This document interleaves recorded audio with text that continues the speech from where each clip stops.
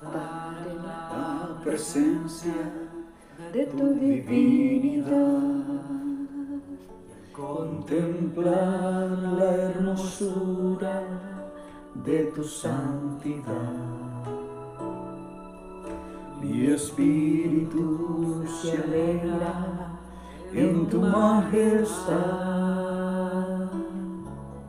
Te adoro a ti, Señor, te adoramos. Te adoro a ti.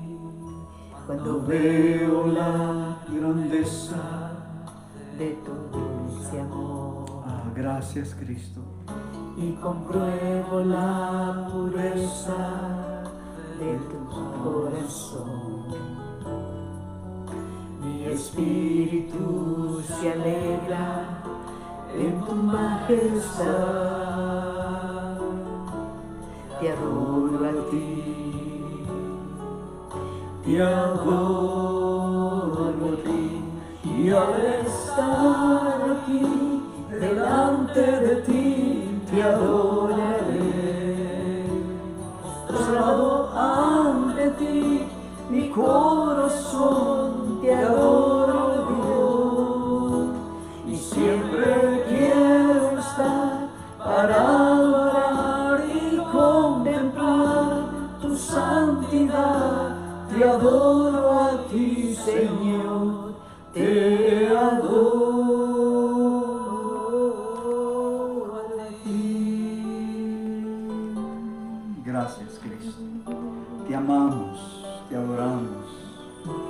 al estar En en la presencia de tu divinidad, contemplar la hermosura de tu santidad.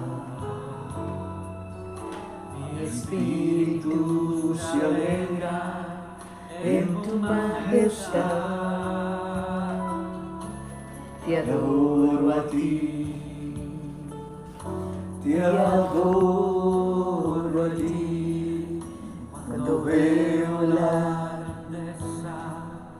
de tu dulce amor. gracias, Cristo, te amamos. Y compruebo la pureza de tu corazón.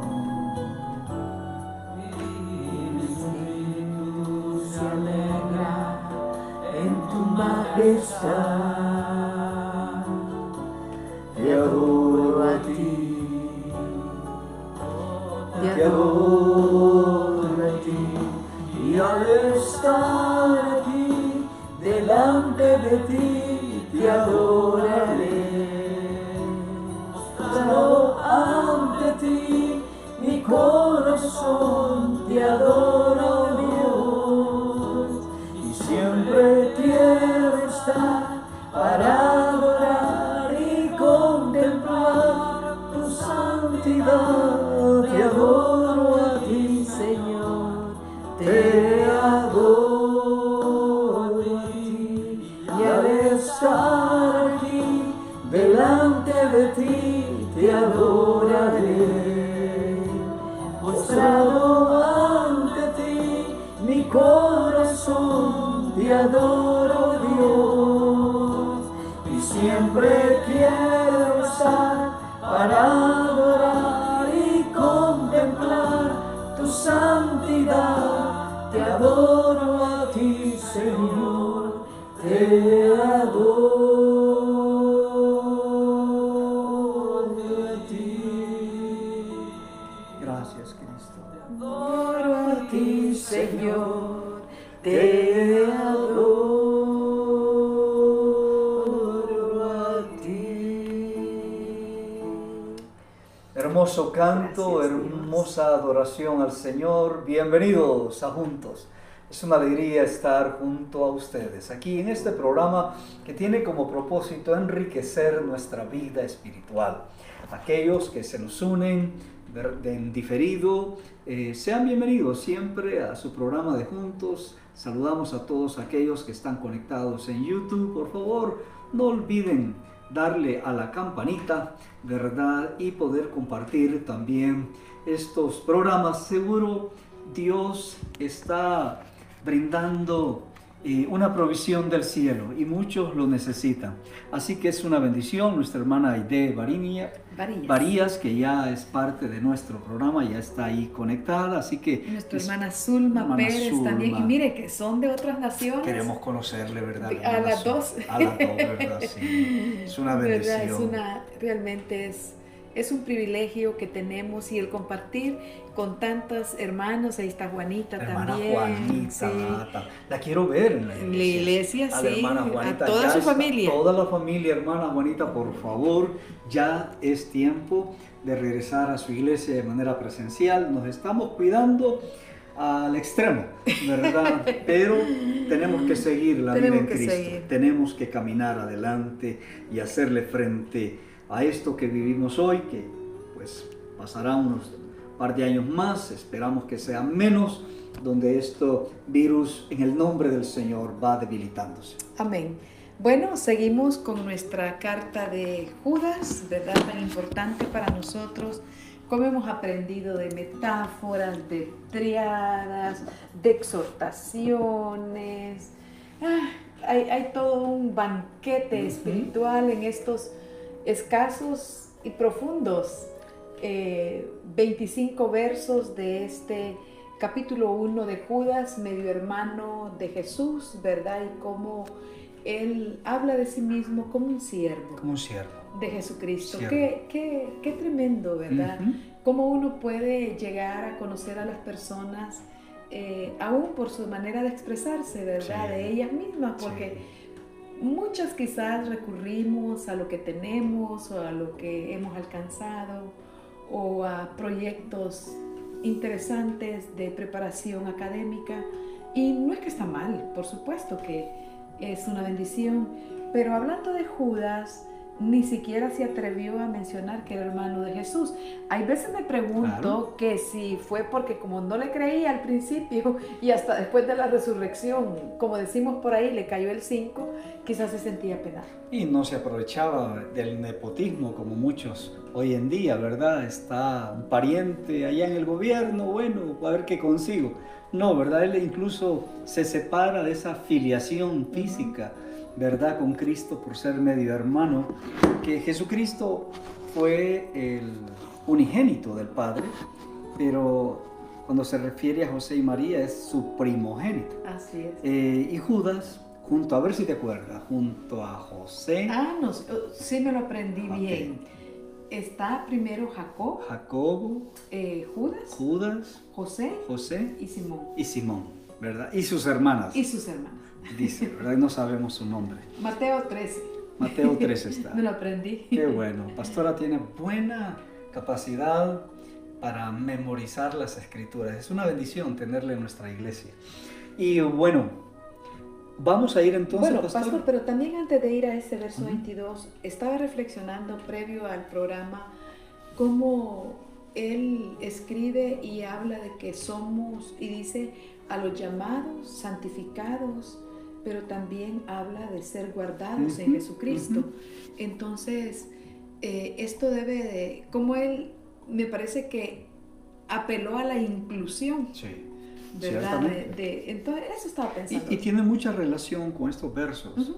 Precisamente ya finalizando Judas, tiene mucha relación con esa triada de que somos guardados, llamados, santificados y guardados. Llamados, santificados y guardados. Y la otra triada era misericordia, paz y amor. Si usted es un predicador de la palabra, le invito a que estudie Judas porque ya le da el bosquejo para el mensaje. Pero bueno, quiero leer el verso 20 porque es preámbulo del verso 21, es preámbulo de los versos 22 y 23.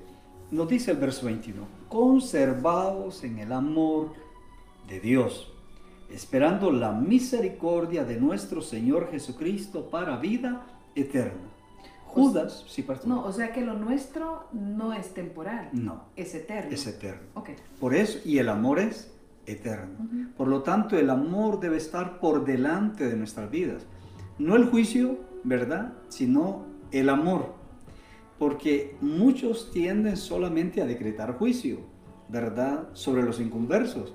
No, hay que poner el amor por delante. Y de eso Jesucristo nos enseña muy bien, siendo Él el juez justo sobre la tierra, nos enseña que el amor debe ir por delante en la iglesia del Señor, en nuestras familias, en nuestras comunidades. El amor debe ir por delante. No es el miedo ni el terror. El temor de Jehová sí, por supuesto, porque el temor de Dios nos trae sabiduría. Solo nos detenemos, como un niño aprende de ese temor reverente de sus padres, ¿verdad? A percibir cómo debe desarrollarse en la vida. Aquí está y dice, debemos de conservarnos en amor. Y ayer profundizamos bastante sobre ello. Y mira, pastora, que presenta ahora, va a presentar otra triada, ¿verdad? De 3 tipos de personas. Lo leemos. Verso 22-23. A algunos que dudan, convencerlos. A otros salvad, arrebatándolos del fuego. Y de otros tener misericordia con temor, aborreciendo aún la ropa contaminada de su carne. ¿Verdad? Suena fuerte, como bien dice la pastora, pero necesitamos quedarnos un ratito aquí para poder observar 3 tipos de personas que tienen relación con la iglesia. La iglesia, no todos los creyentes maduran al mismo tiempo. Esa es una realidad. No, y es que hasta en la naturaleza lo vemos, pastor. No todos los árboles, aun que sean de la misma especie, crecen de la misma manera, porque depende del terreno, depende del clima, bueno, tantos factores que se necesitan para el crecimiento, y hay veces no nos tenemos paciencia. Y en la parábola del sembrador, parábola de mis preferidas, junto al hijo pródigo, uno observa que el sembrador es el que siembra la palabra de Dios. No, el sembrador salió a sembrar. Sí. Hubiera podido quedar el escrito como el sembrador salió, pero vuelve a decir, el sembrador salió a sembrar. Sí. El Señor Jesucristo también, cuando dice cuánto he deseado tomar con vosotros esta cena, en el original dice con deseo he deseado. Esa es una figura literaria llamada pleonasmo y lleva esa intención de reafirmar, ¿va? Con deseo he deseado. A veces nosotros lo decimos, subite arriba, ¿verdad? Y es aceptado, por cierto, hoy en día ya aceptado por la Real Academia. Y entonces, pero cuando él dice el sembrador salió a sembrar, es para que para los creyentes, no se olviden cuál es su trabajo, cuál es su papel. Pero habla que la semilla cayó entre el camino, cayó entre pedregales y entre espinos. Y usted creo yo que toda persona que viene a Cristo, lo primero que debe hacer es estudiar la parábola del sembrador. Creo que cuando alguien se convierte en nuestra iglesia, lo primero que debemos de darle es la parábola del sembrador. ¿Sí? Porque si usted no entiende esa parábola, dice Jesús, no va a entender el resto de la parábola.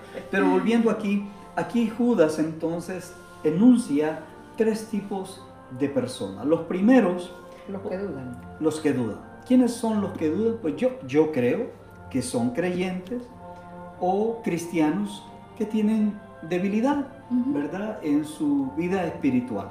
O que no son maduros, pues, porque cuando dudas o cuando no lees la palabra o no te propones las disciplinas espirituales, vas a andar dudando, como dice Santiago, como esas olas del mar que van y vienen. Aquellos que dudan son aquellos que hoy dicen una cosa, más tarde dicen otra, hoy sí quieren servir, más tarde no, y es un relajo, un vaivén, porque la duda, obviamente, mire, si hay algo que atrofia nuestro crecimiento, nuestra madurez, es cuando dudamos de lo que la palabra dice. Y si Dios lo dice, yo lo creo. Si está en la Biblia, yo lo creo.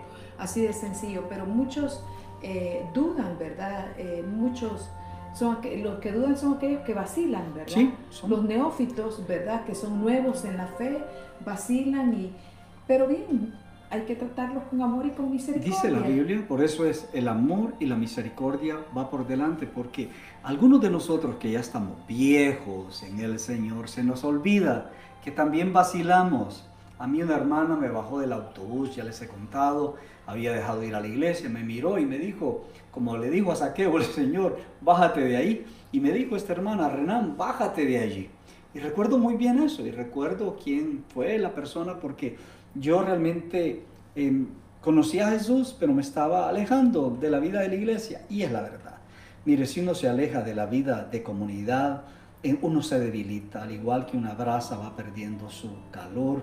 Y una de las armas principales de Satanás es la duda. Lo peor de la duda es quedarnos con la duda, porque la principal arma de Satanás es la duda. Le dijo a Eva, con que Dios te ha dicho.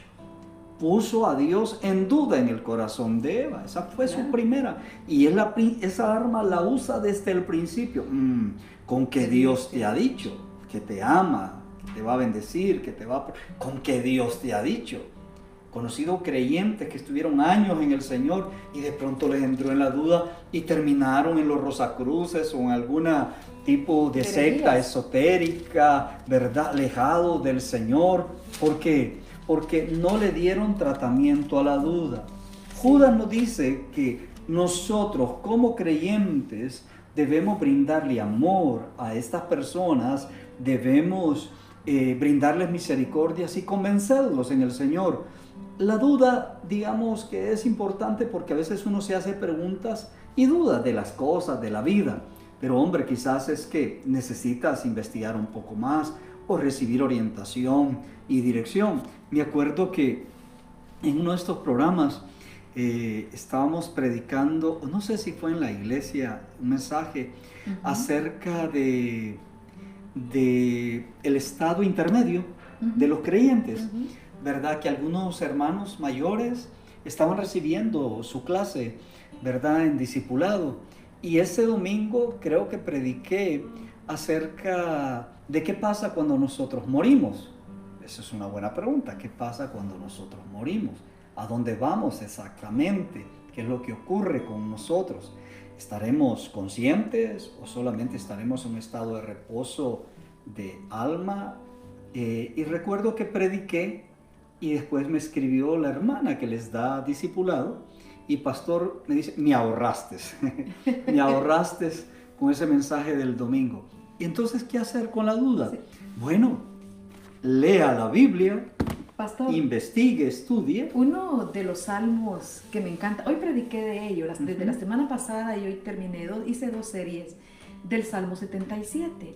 El Salmo 77 habla de un hombre llamado Asaf, salmista, cantor, estaba en el templo, componía para el Señor, pero en cierto escenario de su vida le entra una de dudas que hace 6 preguntas como una ráfaga, como cuando usted lo tiene. Y mire lo que dice, imagine a dónde lo habían llevado la duda. Dice, ¿desechará el Señor para siempre y no volverá a sernos propicio? ¿Ha cesado para siempre su misericordia? ¿Se ha acabado perpetuamente su promesa? ¿Ha olvidado Dios el tener misericordia? ¿Ha encerrado con ira sus piedades? Y el verso 7 dice... No, el 10. Dice, enfermedad mía es esta. Traeré pues a memoria, dice, qué hermoso, los años de la diestra del Altísimo. ¿Por qué? Porque en diferentes momentos de nuestra vida, quizás la duda va a tocar a nuestras puertas. Quizás porque una oración no ha sido respondida, quizás porque de repente sentimos como la rutina que agobia, ¿verdad? Y donde está el Señor, pero necesitamos volvernos a Él. Y estas 6 preguntas, dice que cuando dudamos, pastor, es que tenemos la memoria herida. Porque Asaf solamente podía ver como cosas de su pasado. Pero lo interesante es que él dice, yo voy a venir y me voy a presentar y Dios me va a oír. Pero en medio de todas esas dudas las trae al Señor, que a mí me parece que es legítimo hacerlo. Y eso es lo que quería decir. No se siente usted condenado por tener dudas. Sí. Usted dice, tengo dudas si estoy en la iglesia correcta. Eso es ser humano, ¿verdad? Pero no quedarnos con la duda o apartarnos del Señor o de la comunión en la iglesia. ¿Qué debemos hacer? Porque en medio de permitir que aquellos que nos aman nos conduzcan. Mire, hay hermanos preciosos en las congregaciones que son ayos. Un ayo era una persona que era una nana, ¿verdad? Como nosotros conocemos, una nana que estaba en esas primeras etapas de crecimiento. Y como nos dice en el Nuevo Testamento, la ley es un ayo, es decir, nos cuidó hasta llegar a Cristo Jesús. Hay hermanos en las congregaciones, Pastora Doris, que tú no los vas a ver en un escenario o tomando un micrófono.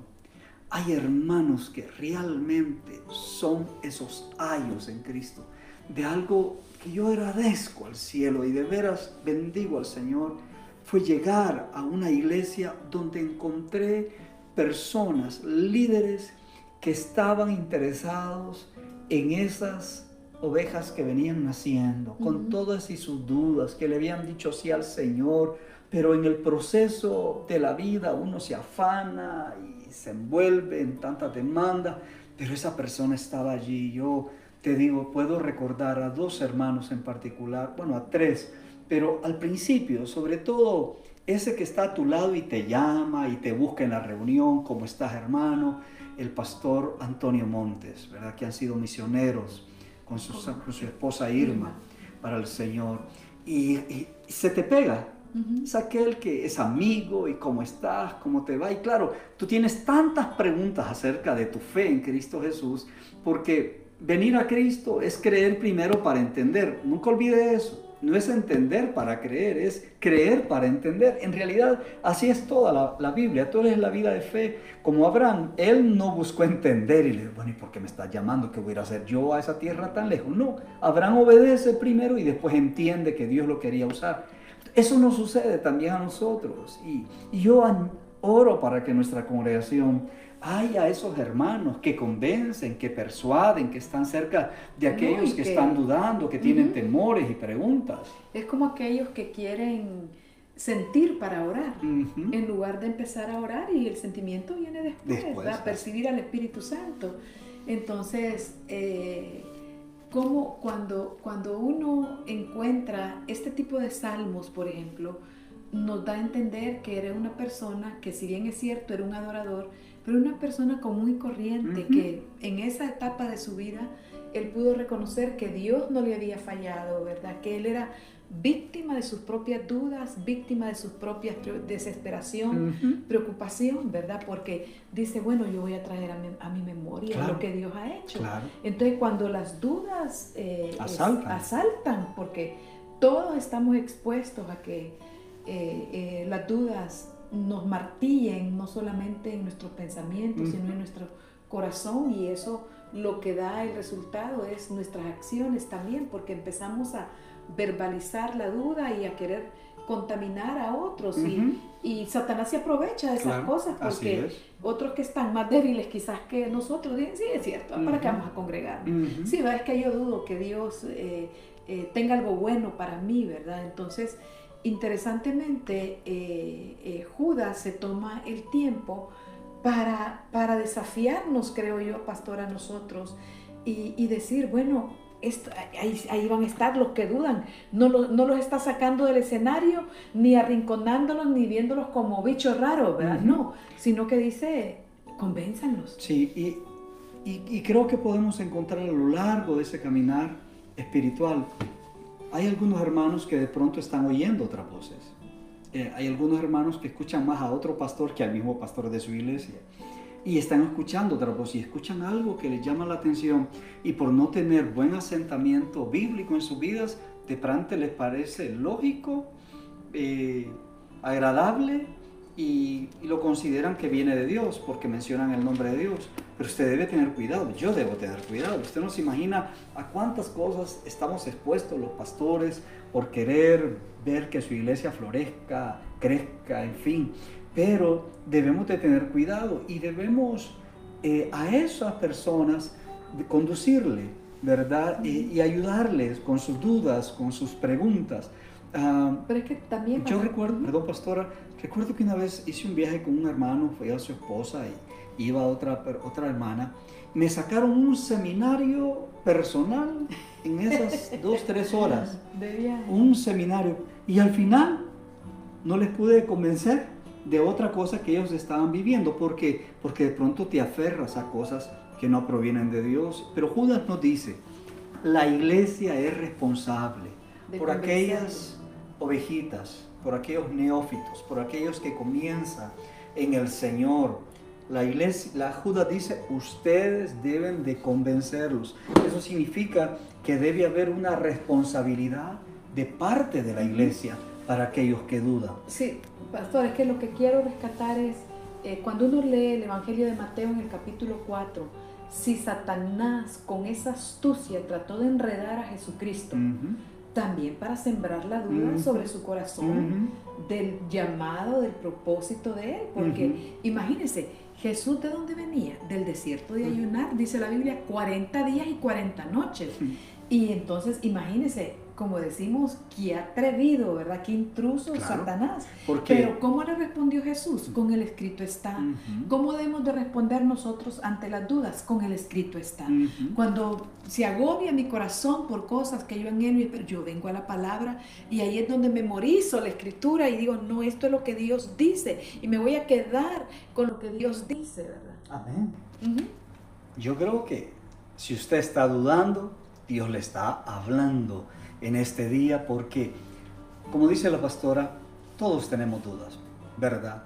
Yo, déjenme decirles que soy creyente no por creer, es decir, algunos tienen fe en la fe, que eso los lleva como al fanatismo. No, yo siempre si he tenido dudas, investigo, pregunto, consulto, porque obviamente no todo el mundo, ni todos tenemos la respuesta para todo. Pero en cuanto a la fe en que Cristo y solamente Cristo salva, usted no debe tener dudas. Para que afirme en su corazón, no hay otro mediador entre Dios y los hombres, Jesucristo hombre. Eso no podemos tener dudas. Podemos tener dudas y preguntas acerca del final, del Apocalipsis, cómo será todo esto, pero de lo que no debemos de tener dudas, y era lo que Judas enfatiza desde el principio, siervo de Jesucristo, es porque estos falsos maestros estaban empujando con nuevas doctrinas donde las personas iban más allá de Cristo y decían, Jesucristo no es suficiente, dijo que volvería, no ha regresado, yo te ofrezco esto para ahora, aquí, en este momento. Entonces, claro, muchos dudaban.